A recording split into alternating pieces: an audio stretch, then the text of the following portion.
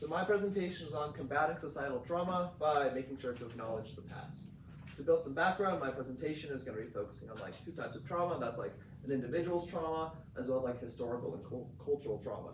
But like individual trauma can be caused from like family issues or abuse and things like that. And then historical and cultural trauma is more things that happen to a society as a whole. So that can be things like 9/11, wars, Pearl Harbor, for example. Trauma, defined by the American Psychological Association, is defined as simply an emotional response to a terrible event. That's a very like broad definition, but that also makes sure to encompass all the different things that can cause trauma. This right here is a picture of the traumatized brain. Usually a healthy brain would just look like this, but without this black spot, so it just had the same gray area without this darkened spot. So that shows like the actual neurological and biological impact that trauma can have.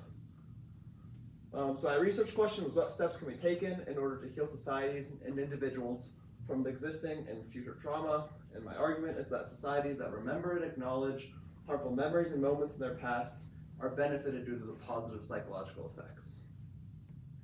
So the first perspective I want to focus on is the individual, so looking at personal trauma. From Columbia University, researchers say that negative experiences hold tremendous power. Specifically in this context, the researchers are saying that when one can leverage their negative memories, that they can actually heal from it. So by acknowledging and remembering these experiences, they can actually take the time to heal. But again, using negative memories can be a double-edged sword because obviously looking at this diagram from the same study, positive memories are going to lead to lots of positive effects and negative memories are often going to lead to negative effects. But there's actually this outcome that can happen here, which shows that negative memories can be used to find meaning and learn lessons that support adaptive, self-social, and directive functions and can eventually be turned into positive memories if leveraged the right way. But again, there's lots of precautions that need to be taken because obviously, according to the Department of Philosophy at the University of York, recounting trauma is oftentimes unethical, and especially regarding like retrieving like detailed memories of the trauma.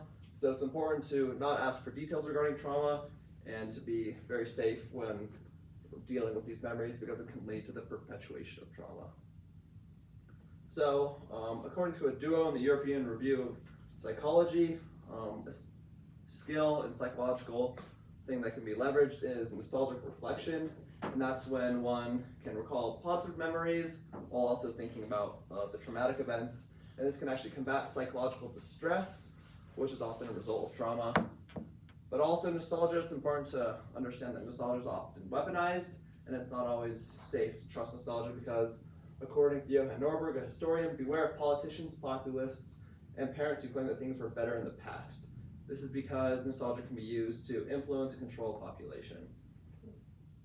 The same researchers that studied the effects of nostalgic reflection also in a separate study studied how it helps in adverse situations, and it does that by increasing social connectedness and softening the psychological wounds. Social connectedness is especially beneficial because it can help someone heal trauma by them having a community to deal with it, and also help with existing and future trauma by giving them, again, a community that they can rely on. So looking at the second perspective is that historical and societal trauma.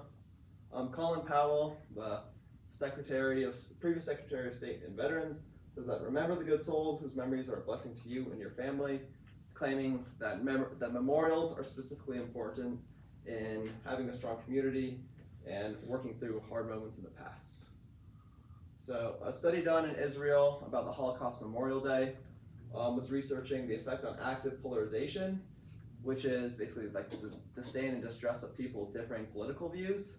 And it showed that after the Holocaust Memorial Day, after feeling sadness, it actually showed a decrease in active polarization, which shows that taking time to acknowledge the past and feel those emotions like sadness, you can actually work through and have a less divisive, and which again results in the decreased perpetuation of the trauma.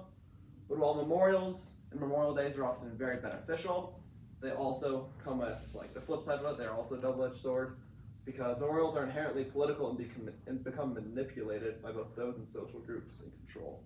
Basically saying the memorials, the most obvious example is that of like Columbus memorials were put into place by like government leaders to unify the people to like control them, while Columbus is like obviously not a positive figure to be celebrating.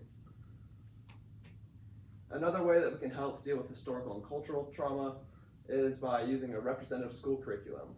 Oftentimes school curriculums are very biased in that they fail to acknowledge the full history of events, and that oftentimes can lead to specific groups that are marginalized and not represented, which can often lead to like someone feeling misrepresented and not heard. So having a representative school curriculum is specifically important in preventing future trauma, and also people who have experienced trauma, like say they're Native American and their culture has been like widely wiped out. Hearing about some negative things, hearing about a negative perspective against Native Americans can lead to the perpetuation of trauma. So within this, there's lots of limitations to the evidence that I used. For example, there's lots of bias. For example, Colin Powell was like a previous Secretary of State and veteran, so he's obviously going to be supportive of a day that is remembering veterans and things like that. And also, my study was lacking like substantial quantitative analysis because of the fact that it's hard to study like using numbers and numerically provable data when dealing with like a psychological study. So again, my solution to healing trauma in society is by addressing two groups, that is an individual and a culture as a whole, by using representative memorials, a representative school curriculum, and leveraging nostalgia and negative experiences to help heal. And this is my work cited. So, yeah.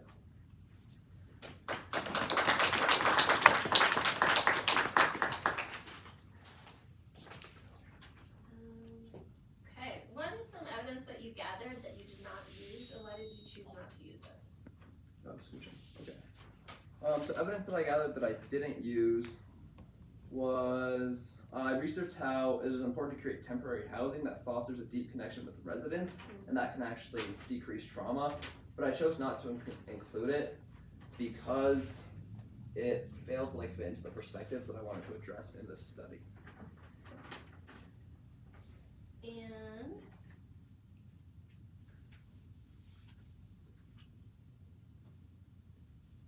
explain the level of certainty that you have that your solution would be effective. I'm mostly certain that my solution is effective because like these things have shown to decrease like the perpetuation of trauma and like the existing like distress within trauma victims. But also it's hard because lots of these studies are like observational studies, which it's hard to draw like causation from observational studies versus like experiments on a certain group of people. So that is kind of why I'd say that this is good, because there's like correlations that can be drawn, but not necessarily like a fix-all and fully representative solution.